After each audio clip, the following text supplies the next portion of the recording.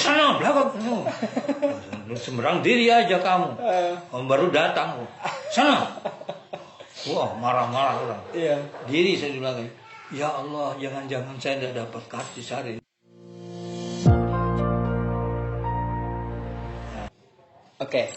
Baik, teman-teman, kita lanjutkan ya. Jadi tadi sejarah setelah Bapak bekerja, kemudian dengan upah yang dihasilkan ala kadarnya, Bapak juga belum percaya ya cukup apa enggak buat ke Jawa gitu ya Pak ya. Kemudian minta izin ke keluarga, kemudian kakek beliau tadi menyampaikan ngapain sih harus di Jawa, belajar di Kalimantan aja cukup ya Pak ya. Kemudian Bapak menyampaikan alasan, jadi dan Bapak ingin melakukan perubahan di keluarga, ya perubahan hidup ya, hidup Pak kalian sendiri. Kemudian akhirnya Bapak kakek beliau merestui dan menambah uang sakunya tadi. Luar biasa. 50.000 Pak ya. 50.000 50.000 rupiah. Nah, dan kebetulan kita punya gambar teman-teman. Jadi ada seremoni pelepasan Bapak ketika ingin belajar ke Jawa, ingin belajar ke Gontor. Nah, monggo Pak, silahkan diceritakan. Inilah gambarnya kakek saya ini. Oh ini kakek Bapak ya. Kakek saya.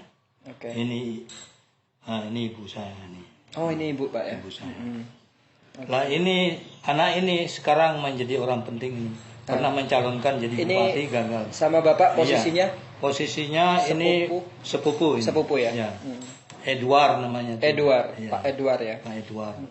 Ya orang penting itu. Oke. Ini sesi apa Pak, bisa diceritakan Pak? Nah di sini biasa sana kalau ada orang mau pergi ke mana-mana, ya termasuk haji kan, selalu kumpul keluarga kan itu. Jadi saya minta doa restu kepada orang-orang itu, semoga saya sukses. Memang ya lebih daripada berangkat haji saya tuh diketahui dianggap orang. Oh ini kumpul semua nih banyak keluarga ini. Keluarga ini ada yang tidak ikut mas ini. Oh ini masih tidak tahu. Ada yang tidak tahu. Ada yang besoknya baru datang jumpai saya. Alhamdulillah tuh ini. Itu Bapak nggak ada rencana nggak ngasih tahu pulangnya kapan gitu? Saya bilang saya sampai selesai cita-cita saya. Gitu ya. Tapi saya tidak pernah berkatakan saya tamat. Oh tidak ada. Dan saya sudah punya perhitungan tidak mungkin tamat. Ya, yang saya perhitungkan saya dapat sesuatu ilmu yang bisa saya bawa keluar, bawa pulang, dan bisa saya gunakan untuk menghidupi saya. Tidak tahu ilmu apa, tidak ngerti ilmu apa nanti, terserah apa saja lah. Yang penting dapat ilmu. Pergi dulu ya. Cari dulu. Nah, nanti kalau pulang baru saya buktikan hasilnya itu. Begitu. Enggak ngerti. Tiba-tiba bahasa Inggris. Oke. Mungkin teman-teman ya masih penasaran. Saya juga kaget ketika dulu awal-awal mengerti Bapak, perjuangan Bapak ke Jawa itu ternyata usianya berapa teman-teman. Jadi kita sudah simak ya. Bapak sebelum ke Jawa tadi sudah bekerja dan sudah lulus PGA teman-teman. Bayangkan.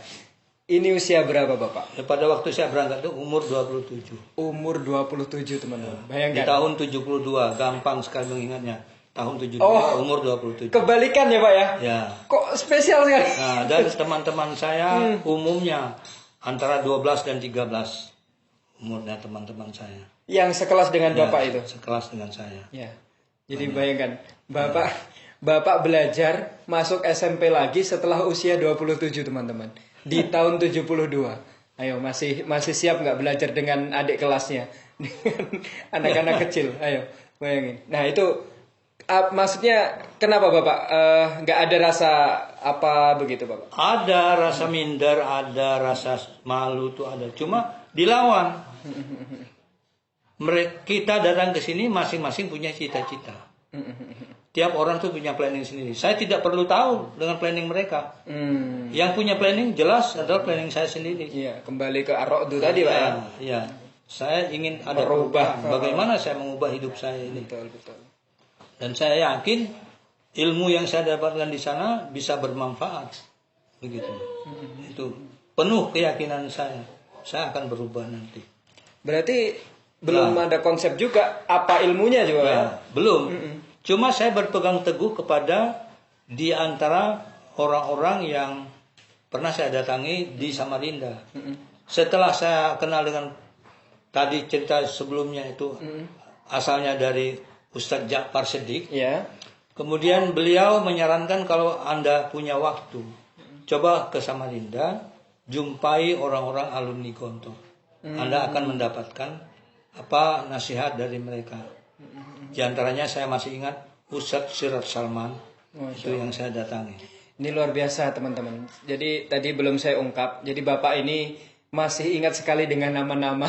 Ya, Ustadz Sirat Salman Detail itu sekali. ya saya datangi dengan beberapa guru lain yang sudah kabur ingatan saya.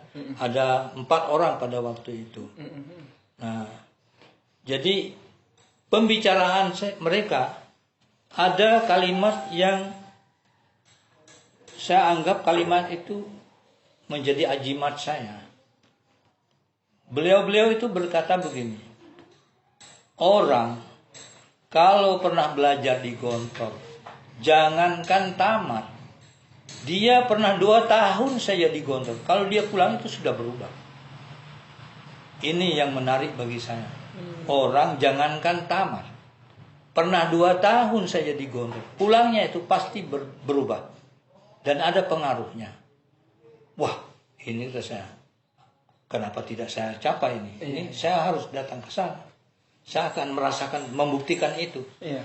Nah, ini yang buat saya penasaran. Gontor itu disampaikan di masyarakat ketika itu, bahkan non Muslim. Bang siapa tadi Pak? Ya, Iwan Lesmana. Iwan Lesmana itu syiar dari mulut ke mulutnya itu luar biasa sekali Pak di sana itu. Iya. Ya sampai Bapak dapat dari sini kuat, akhirnya menguatkan Bapak dari banyak orang itu Pak. Iya, banyak orang. Itu kalau Bapak bisa tangkap kira-kira dari mana Pak? Alasan itu orang banyak bisa. Karena melihat bukti kan sudah banyak yang kualitas Pak ya? Kualitasnya orang itu. Ya, saya masih ingat itu. Guru saya pernah di Gontor juga, di PGA juga ada namanya Usman Ahmad, itu juga dari Gontor. Ustaz Ali Ahmad adiknya Gontor juga. Jadi dari situ Bapak itu terinspirasi, termotivasi. Loh, kok Gontor? Iya. Luar biasa nih. Nah, terus saya melihat gambar sedikit dari Ustaz Usman Ahmad itu. Loh, Gontor begini. Wah, saya harus merasa sana ini. Beliau punya tuh dokumen foto. Ya, foto. Kan tamat di Gontor. Iya. Nah, beliau kepala sekolah kami di PGA dulu. Usman Ahmad itu. Beliau alumni Gontor juga. Ya, alumni Gontor iya itu. Usman Ahmad itu. Itu ketika saya masuk PGA itu, wah orang ini. Itu dia pegang bahasa Arab, itu masih ingat saya. Iya.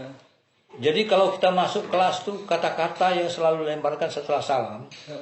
Langsung dia berdiri di hadapan kita di tengah-tengah. Dia lalu berteriak, Al-Arabiyah. Al-Arabiyah. Ma makna Al-Arabiyah?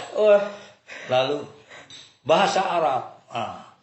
Sah. Masih terkesan itu Pak ya? Mesti teriak itu. Al-Arabiyah. Suruh nirukan. Oh gitu. Ya. Jadi sekalipun kata-katanya Al-Arabiyah, terjemahnya bahasa Arab. Iya. Begitu beliau. Ustaz Ahmad itu. Iya. Jadi banyak sekali penekanan. Jadi lingkungan Bapak sendiri akhirnya terpola untuk merangsang Bapak. Pengen sekali untuk belajar ke Gontor begitu ya. Itu merangsang sekali. Iya. Saya benar-benar wah. Kalau enggak Gontor enggak puas hidup ini rasanya. Gontor. Oke. Terus akhirnya dengan bekal segitu dilepas keluarga akhirnya. Nah, kemudian saya berangkatlah. Cuma sayangnya saya lupa harinya. Saya berangkat tanggal berapanya itu kok lupa saya itu. Enggak kuat ingat itu. Iya. Lengah saya. Ingat. Cuma saya ingat dalam perjalanan saya datang ke Samarinda tidak langsung naik kapal. Kemana dulu Pak? Saya pertama kali datang ke kota Samarinda itu tidur di masjid. Saya datang ke kantor kapal yang namanya Nusa Indah itu ternyata 3 hari lagi baru berangkat. Oh gitu. Jadi saya 4 hari di Samarinda. Iya, nunggu keberangkatan. Nunggu keberangkatan. Nah, karena saya pengalaman wong deso, saya di masjid itu mengalami problem. Apa, Pak? Problem pertama, saya diusir. Salah sendiri, datang-datang saya anggap kayak di kampung. Taruh sana, taruh sini, tasku. Dan gitu. Saya pikir juga nanti hilang, jangan-jangan saya juga tidak lapor. Iya. Hanya diusir orang saya. Iya.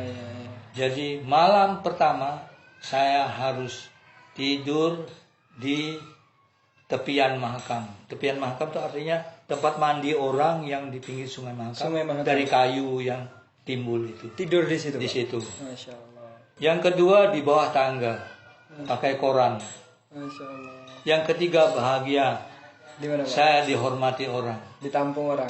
Nah, gara-garanya setelah sholat asar, hari kedua itu, saya ditangkap. Kenapa, Pak? Disidang, dikelilingi orang pegawai masjid itu. Oh. Kamu ini orang mana sebenarnya? Mana KTP kamu? Saya tunjukkan. Mana surat menyurat kamu? Ini. Masih ingat saya, ketua takmir masjidnya namanya Pak Mahmud. Oh, masih ingat lagi Pak Mahmud. Pak Mahmud bilang, Astagfirullahaladzim, Astagfirullahaladzim, mohon maaf deh, kami tidak mengira kamu tuh orang baik. Kenapa, Pak? Maksudnya Kok kamu mau ke Gontor deh? oh, tahu akhirnya, Pak, beliau. Yalah, tidak ada suratnya. Oh. Surat dari Kecamatan Sebulu. Oh. Pas jalan. Iya, surat pengantar. Ke Gontor. Dibaca itu. Ya dirangkul saya, ya Allah, mohon maaf kami. Banyak yang minta maaf saya. Saya diberi kamar. Iya. Tidur di situ, makanan terjamin, tidur enak. Iya, dikira awalnya orang asing, Pak, ya. Kamar mandi ada, WC ada di kamar itu, di masjid itu, Masjid Raya Samarinda. Masya Allah. Jadi 2 malam neraka, 2 malam surga. Berkat surat pengantar dari kecamatan itu. Ya.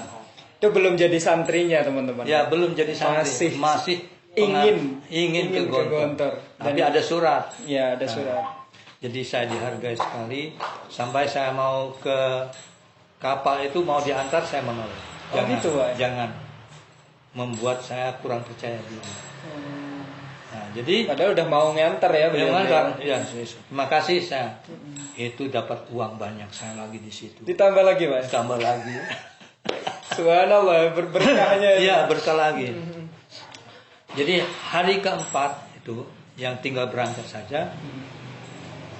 Saya mulanya kemarinnya hari ketiga itu jalan ke kantor itu memahami salah tentang pengumuman itu karcis dijual itu jam 8. Saya kok berpikirnya datang jam 8. Oh, harusnya kan sebelumnya. Ya, enggak berpikir harus sebelumnya. Iya. Jam 8 mau datang. Tapi untung saya jalan-jalan. Sekitar jam 6 saya jalan-jalan. Oh gitu. Nah, ya jam 6 hampir jam ya setengah 7 lah. Saya jalan-jalan. Loh, kok orang sudah antri?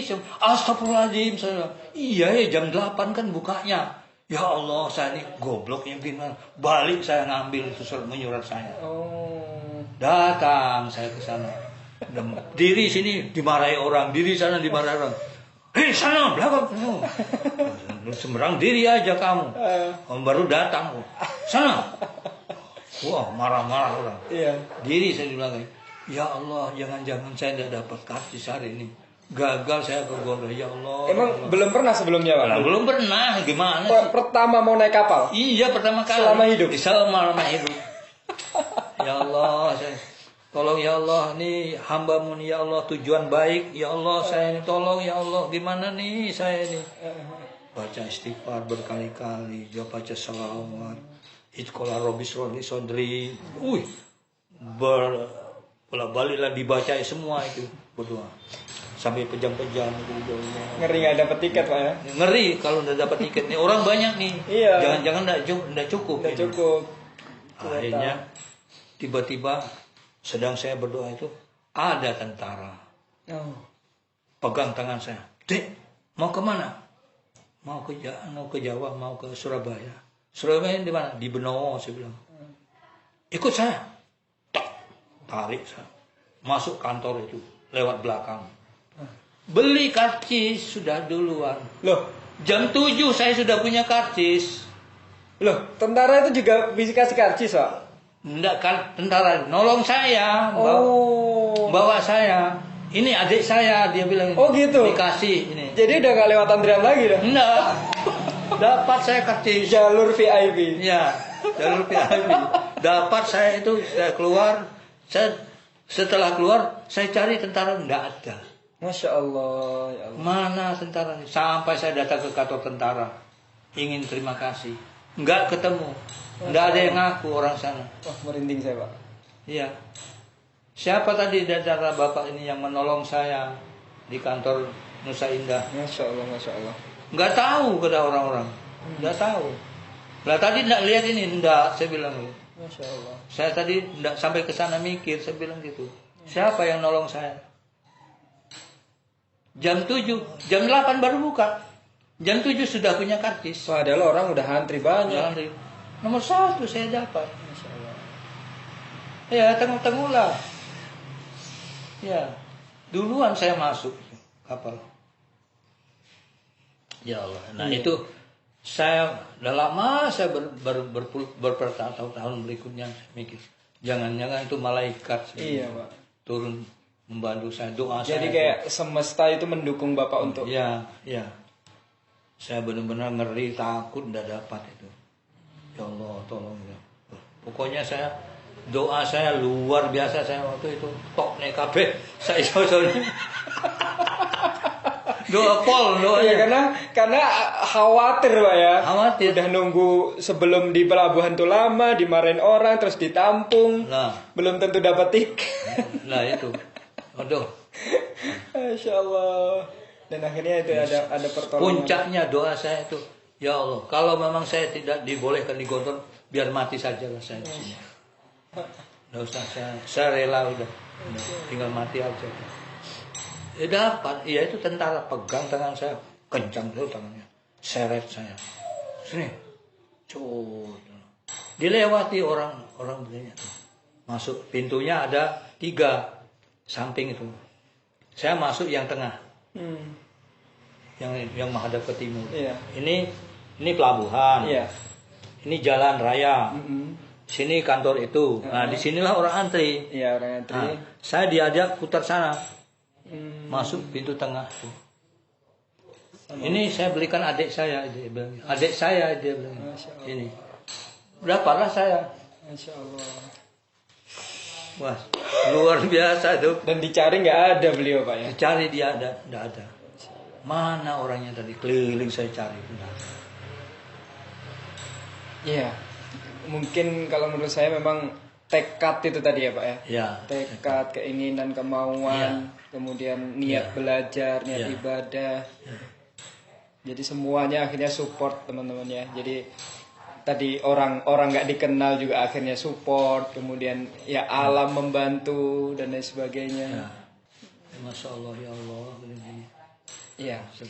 Jadi itu teman-teman perjalanan Bapak menuju ke Jawa, dari tadi Bapak muda hingga akhirnya Bapak menemukan jalan, rezeki beliau, keberkahan, kemudian dukungan dari banyak pihak untuk memudahkan jalan Bapak ke Jawa. Nah, nanti di episode berikutnya Bapak ya, kita akan lanjut lagi cerita tentang Gontor. Belajar di Gontor. Ya, bagaimana sebelum datang ke Gontor. Ya, sebelum datang ke Gontor melangkah ke sana. Melangkah ke sana. Ada peristiwa-peristiwa juga. Ada peristiwa-peristiwa juga. Jadi nanti kita akan lanjut di episode berikutnya. Nanti kalau kelamaan teman-teman juga ini Pak. Ya, jadi nanti kita potong biar juga menambah rasa penasaran juga dari teman-teman. Begitu ya. Yang jelas teman-teman jangan patah semangat, ilmu Bapak, ilmu dari Bapak tadi, dari beliau muda, dari pelajaran mental tadi Bapak ya. Dari pelajaran mental bagaimana mengatasi kurangnya rasa percaya diri. Kemudian akhirnya bisa lomba terus juara begitu. Kemudian di Kaliku beliau bekerja. Itu tadi banyak yang kita ambil pelajarannya. Bagaimana kalau anak sekarang ini sudah malah justru kalau menurut saya sudah gak ada yang kerja di hutan, Pak ya. Ya, mudah-mudahan. Jadi iya, itu ular biasa, Pak ya. Ya. Ular. Tenang aja itu. Tenang, udah sehari-hari itu teman-teman ya. Rintangannya sudah luar biasa dan akhirnya beliau bisa mewujudkan keinginannya untuk belajar ke Jawa menuntut ilmu ya. Khoroja fitolabil ilmi, insyaallah fisabilillah begitu Pak ya. Insyaallah. Oke. Begitu teman-teman untuk podcast Sejarah dan Hikmah pertama kali ini. Semoga teman-teman bisa mendapatkan pelajaran dari Bapak. Tentunya ini bukan akhir, masih ada banyak sekali yang akan kita ungkap dari sejarah Bapak Mr. Kalan. Terima kasih Bapak untuk waktunya. Sama-sama. Sampai ketemu besok di lain kesempatan. Assalamualaikum warahmatullahi wabarakatuh.